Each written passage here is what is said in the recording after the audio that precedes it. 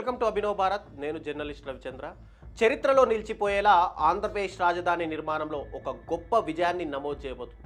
5 సంవత్సరాల పాటు తనపై ఏకపక్ష దాడిని తట్టుకొని నిరంతరం జరిగిన కుట్రలను ఎదుర్కొని కూడా నిటారుగా నిలబడిన ఏపీ రాజధాని ఇవాళ మెల్లగా పరుగందుకుంటుంది. ఎవరికీ అందనంత ఎత్తులో నిలబడేందుకు ఆత్మవిశ్వాసంతో పరుగులు పెడుతుంది. అక్టోబర్ 13వ తేదీన సిఆర్డీఏ భవనాన్ని ముఖ్యమంత్రి చంద్రబాబు నాయుడు ప్రారంభించబోతున్నారు. ఇది అమరావతి మాస్టర్ ప్లాన్లో భాగంగా నిర్మించిన మొదటి భవనం.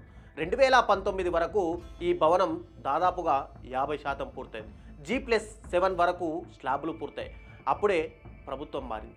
5 ఏళ్ల పాటు ఆ భవనం శిథిలంగా మారింది. అలా వదిలేస్తే సరే, కానీ ఆ భవనం ప్లాన్లలో మార్పులు చేసి ఉన్నది కూడా చెడగొట్టారు. కానీ ప్రభుత్వం మారిన తర్వాత అన్ని లాంఛనాలు పూర్తి చేసి పనులు ప్రారంభించి వేగంగా పూర్తి చేశారు. ఇప్పుడు సిఆర్డీఏ భవనం అంతర్జాతీయ ప్రమాణాలతో సర్టిఫై అయిన మొదటి భవనం. అమరావతిలో ఇది మొదటి భవన ప్రారంభోత్సవం. రాష్ట్రం ఏర్పడిన తర్వాత తొలి 5 ఏళ్లలో రాజధానిగా అమరావతిని ఖరారు చేసి భూ సమీకరణ చేసి మాస్టర్ ప్లాన్ రూపొందించడమే కాదు, పెట్టుబడుల్ని వెదుక్కొని పనులు ప్రారంభించేసరికి 3 ఏళ్లు పట్టింది. నిజానికి ఆ 3 ఏళ్లలో అత్యధిక భాగం వైఎస్ఆర్సీపీ నేతలు గ్రీన్ ట్రిబ్యునల్ సహా రైతుల పేరుతో ప్రపంచ బ్యాంకు వద్ద కూడా పెట్టిన పిటిషన్లు, మెయిల్స్ కారణంగా ఎక్కువ సమయం వృధా అయిందనేది ప్రభుత్వ వాదన. అయినా సరే మిగిలిన 2 ఏళ్లలో 50,000 కోట్ల పనులు ప్రారంభించామని చెప్పిన నాటి ప్రభుత్వం సచివాలయం, హైకోర్టును కూడా పూర్తి చేసింది. కానీ సిఆర్డీఏ మాస్టర్ ప్లాన్లో అవి శాశ్వత కార్యాలయాలు కాదు, నిర్మాణాలు శాశ్వతమే. కానీ మాస్టర్ ప్లాన్లో జిఏడి టవర్స్ వేరుగా ఉంటాయి. తాత్కాలికంగా ఉపయోగించుకోవడానికి, తర్వాత వాటిని మరో రకమైన ప్రభుత్వ జిల్లా కార్యాలయాలుగా వినియోగించుకోవడానికి మాత్రమే నిర్మించారు. హైకోర్టు కూడా జిల్లా కోర్టు కోసం నిర్మించారు. శాశ్వత హైకోర్టు నిర్మాణం తర్వాత ప్రస్తుత హైకోర్టును జిల్లా కోర్టుగా వినియోగిస్తారు. కానీ అంతా తాత్కాలికమే అన్నట్టుగా ప్రచారం చేసి ప్రజల్ని రెచ్చగొట్టి రాష్ట్రానికి తీరని నష్టం చేశారు. ప్రభుత్వం మారిన తర్వాత 5 సంవత్సరాల పాటు అమరావతి పనులు నిలిపేయడమే కాదు, భూములిచ్చిన రైతుల్ని హింసిస్తూ రాజ్యాంగ ఉల్లంఘనలకు పాల్పడ్డారంటూ అమరావతి రైతులు రోడ్డెక్కారు. వ్యవస్థలలో ఉన్న లోపాలను ఆధారంగా చేసుకొని వైసీపీ ప్రభుత్వం సొంత రాజధానిపై విషం చిమ్ముతుందంటూ పెద్ద ఉద్యమమే నడిపారు. ఒకవేళ తాము ఓడిపోయినా మరొకరు వచ్చినా రాజధాని నిర్మించలేకుండా పునాదుల్ని, నమ్మకాన్ని కూడా కుప్పకూల్చే ప్రయత్నం చేస్తున్నారంటూ వాళ్ళంతా ఆందోళన బాటపడ్డారు. ఒక పక్క సింగపూర్ చేసుకున్న ఒప్పందాన్ని రద్దు చేశారు, మరో పక్క సంస్థలపై కేసులు పెట్టారు. ఇలాంటి పరిస్థితుల్లో ఒక్క పారిశ్రామికవేత్త కూడా అమరావతి వైపు రాకుండా చేయాలనుకున్నారు. కొన ఊపిరితో ఉన్న రాజధానికి ప్రజలు మళ్ళీ కూటమి ప్రభుత్వానికి తిరుగులేని మెజార్టీ ఇవ్వడం ద్వారా ప్రాణం పోశారు. జరిగిన నష్టం జరిగిపోయింది. దాని గురించి ఆలోచించుకుంటే బాధపడితే ఏమీ జరగదని పనులు పునఃప్రారంభమయ్యేలా చేశారు చంద్రబాబు. జంగిల్ క్లియరెన్స్కే 3 నెలలు పట్టిందంటే చిన్న విషయం కాదు. పోయిన నమ్మకాన్ని పోగు చేసుకొని అంతర్జాతీయ సంస్థలు, బ్యాంకులు, కేంద్రం నుంచి నిధులు సమీకరించుకునేందుకు చంద్రబాబు కింద మీద పడ్డారు. ఆయన ప్రయత్నాలు ఇప్పుడు ఫలించాయి. రాజధానికి నిధుల సమస్య లేకుండా పోయింది. ప్రభుత్వం కేవలం రైతులకు కౌలు చెల్లిస్తే చాలు, మిగతా అంతా రాజధానికి గ్రాంట్లు, లోన్ల రూపంలో వస్తాయి. అమరావతి అభివృద్ధి తర్వాత ఆ లోన్లను ప్రభుత్వం భూముల అమ్మకం ద్వారా తిరిగి తీర్చేస్తుంది. గ్రాంట్లను కేంద్రం భరిస్తుంది. అందుకే ఇప్పుడు అమరావతిలో ఎక్కడ చూసినా సరే పనులు పరుగులు పెడుతూ కనిపిస్తాయి.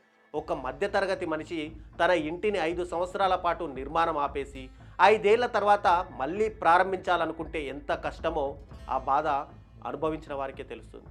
అప్పటి వరకు పెట్టిన ఖర్చు కాక రెట్టింపు ఖర్చు అవుతుంది. 5 సంవత్సరాల కిందట ఉండే రూపాయి విలువ ఇప్పుడు ఉండే రూపాయి విలువకు పొంతన ఉండదు. అప్పట్లో 20 లక్షలు పెట్టి ఇల్లు నిర్మించుకోవాలని ప్లాన్ చేసుకుంటే 5 సంవత్సరాల తర్వాత అది 30 నుంచి 40 లక్షల రూపాయలు అవుతుంది. పైగా అప్పటి వరకు కట్టిన కట్టుబడి పనికి వస్తుందా లేదా అన్న టెన్షన్ కూడా ఉంటుంది. అలాంటిది 50,000 కోట్లతో తలపెట్టిన రాజధాని నిర్మాణం 5 ఏళ్ల పాటు ఆపేస్తే జరిగే నష్టం ఎంత ఉంటుందో అంచనా వేయడం పెద్ద కష్టమేమీ కాదు. అదే సమయంలో భూములు ఇచ్చిన రైతులపై జరిగిన దాడులు, పెట్టిన కేసులు అన్నీ ఇన్ని కావు. అన్నీ దాటుకొని నిలబడిన అమరావతిలో ఇప్పుడు పూర్వ వైభవం కనిపిస్తుంది. రాజధానిలో ఎక్కడ చూసినా సరే నిర్మాణ పనులు జరుగుతున్నాయి. పనుల పురోగతి కోసం స్పెషల్ పర్పస్ వెహికల్ ఏర్పాటు చేశారు. ఈ ఎస్పీవీ ద్వారా మెగా ప్రాజెక్టుల నిర్మాణాన్ని పర్యవేక్షించనున్నారు. ప్రస్తుతం 64,910 కోట్ల పనులు జరుగుతున్నట్టుగా ప్రభుత్వం చెబుతుంది. భారీగా ప్రైవేట్ పెట్టుబడులను ఆకర్షిస్తున్నారు. ఆసియన్ డెవలప్మెంట్ బ్యాంక్ ఇటీవల సందర్శించి అమరావతి నిర్మాణ పురోగతిని ప్రశంసించింది. Iconic bridge, sports city, river front development, ropeway, inner ring road, Raj Bhavan, green hydrogen valley, quantum city వంటివి మెగా ప్రాజెక్టులుగా మారాయి. అందరూ అమరావతిలో సచివాలయం, హైకోర్టు, రాజభవన్, అసెంబ్లీ కడితే అదే రాజధాని అనుకుంటున్నారు. అవి పూర్తి చేస్తే రాజధాని తరలించబోమని, చేయకపోతే మళ్ళీ మేము గెలిచి 3 రాజధానులు అంటామని వైసీపీ నేతలు అంటున్నారు. కానీ తమ దృష్టిలో ప్రజా రాజధాని అంటే కేవలం పరిపాలనా భవనాలు కాదని, విద్య, వైద్యం, ఉపాధి కేంద్రంగా రాజధానిని మార్చాలన్నదే లక్ష్యమని ప్రభుత్వం చెబుతుంది. ఇప్పుడు అమరావతిలో ప్రపంచ స్థాయి యూనివర్సిటీలు ఉన్నాయని, అవి 100 కోట్లు పెట్టి తమ క్యాంపస్లు విస్తరిస్తున్నాయని, అంతర్జాతీయ యూనివర్సిటీలు తమ క్యాంపస్లను అమరావతిలో పెడుతున్నామని, టోక్యో యూనివర్సిటీ కూడా ఈ జాబితాలో ఉందని ప్రభుత్వం చెబుతోంది.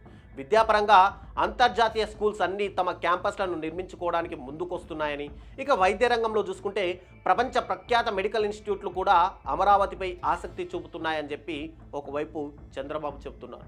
అంతేకాదు ఆతిథ్య రంగంలో ఉన్న ప్రఖ్యాత సంస్థలన్నీ స్టార్ హోటళ్లు నిర్మించేందుకు సిద్ధమయ్యాయని, 10కి పైగా నేషనల్ బ్రాండ్ హోటళ్లు నిర్మాణం జరుగుతున్నాయని అంటున్నారు.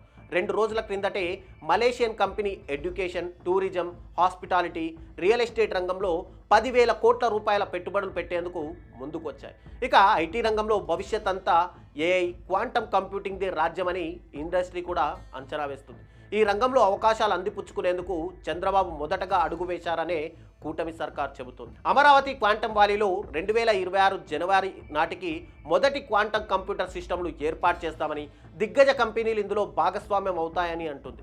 ఇలా అన్ని విధాలుగా ఆంధ్రప్రదేశ్ రాజధాని ముందడుగు వేస్తుందని, 5 సంవత్సరాల పాటు నిరంతరం జరిగిన దాడుల్ని తట్టుకొని అమరావతి ఇప్పుడు ఫీనిక్స్గా దూసుకుపోతూ భవిష్యత్తులో ఎంతో గొప్పగా ఉండబోతుందన్న సంకేతాలను, నమ్మకాల్ని, ఆశల్ని ఇస్తుందని ప్రభుత్వం చెబుతుంది. కానీ ఆ రాజధానిని కొంతమందికి పరిమితం చేసి అది మనది కాదని ప్రచారం చేసేవారు ఉండడం దౌర్భాగ్యమని టీడీపీ విమర్శిస్తుంది. ఇప్పుడు బెంగళూరు కర్ణాటక మొత్తాన్ని అవుతుందా? ఆ సిటీలో ఉండే ప్రజలది మాత్రమేనా? బెంగళూరు నుంచి వచ్చే ఆదాయంతో రాష్ట్రం మొత్తం సంక్షేమం, అభివృద్ధి పనులు చేస్తున్నాం. హైదరాబాద్ కూడా అంతే. తెలంగాణకు వచ్చే ఆదాయంలో 60% హైదరాబాద్ నుంచే వస్తుంది. అది అక్కడ ఉన్న కొద్ది మందికే చెందుతుందా? రాష్ట్ర రాజధాని అంటే అందరిది. దాని అర్థం ఎవరైనా సరే అమరావతికి వచ్చే అవకాశాలు పొందవచ్చు. అమరావతి మీద వచ్చే ఆదాయం రాష్ట్ర ప్రజలందరికీ చెందుతుంది. ఇది ఒక వ్యక్తికి చెందేది కాదు, ఏ ఒక్క వర్గానికి చెందేది కాదు. అయినా తప్పుడు ప్రచారాలతో ఇంతకాలం అమరావతిపై కుట్రలు చేశారని, ఇప్పుడు ప్రజలంతా రాజధానికి మద్దతుగా ఉండి కుట్రలను తిప్పుకొట్టాలని కూటమి ప్రభుత్వం కోరుతుంది. లేకపోతే మన పిల్లల భవిష్యత్తుకు మనమే ప్రమాదం తెచ్చిన వాళ్ళం అవుతామంటూ హెచ్చరిస్తుంది. ఈసారి అమరావతి నిర్మాణం విషయంలో కూటమి ప్రభుత్వం ఎంతవరకు సక్సెస్ అవుతుందో, రాబోయే 3 ఏళ్లలో ఎంత వేగంగా పనులు చేసి ఎంతవరకు ప్రజల నమ్మకాన్ని గెలుచుకుంటుందో చూడాలి మరి.